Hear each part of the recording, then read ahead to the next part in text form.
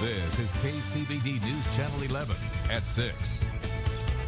Good evening, and thank you for joining us. Emotional testimony today from family and friends of Hollis Daniels as they told the jury they had concerns about his mental state before he returned to Texas Tech for his sophomore year. This was week 2 in the sentencing phase of Daniels' capital murder trial. KCBD News Channel 11's Shaylee Sanders has more on the red flags and a statement the district attorney made to Daniels' sister. Shaylee? Karen and Abner, a counselor took the stand today, and he said he actually met with Hollis Daniels in August of 2017 as a favor to the Daniels family because they were friends. He said during a brief meeting with Daniels talked about wanting to commit suicide, and he explained how he would do it. But he said he didn't think that it was immediate, but he did notify Daniels' mother and said, look, I don't think that he should be going back to Texas Tech University in the fall. I think he should keep him here for the semester.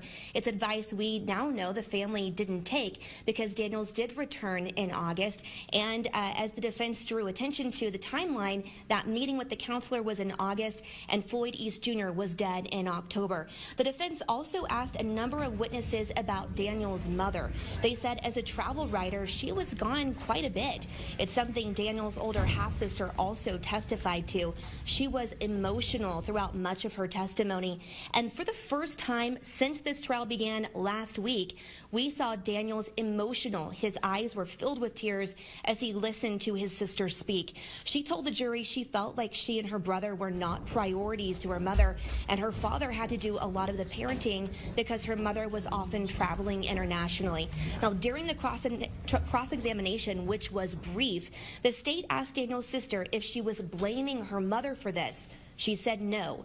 District Attorney Sunshine Stanek asked if she was successful despite being raised primarily by her father when her mother was away, and she said yes.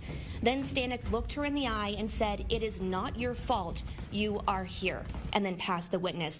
Now, everyone we heard from today said that they were familiar with Daniels smoking marijuana. Some even said they knew that he took Xanax, but they were shocked to hear that he was the one who shot and killed the police officer in the line of duty because he had never been violent, had never shown any sort of aggression towards people unless he was on Xanax. So this trial will resume tomorrow at 10 a.m. and we'll, of course, bring you the very latest. Karen and Abner.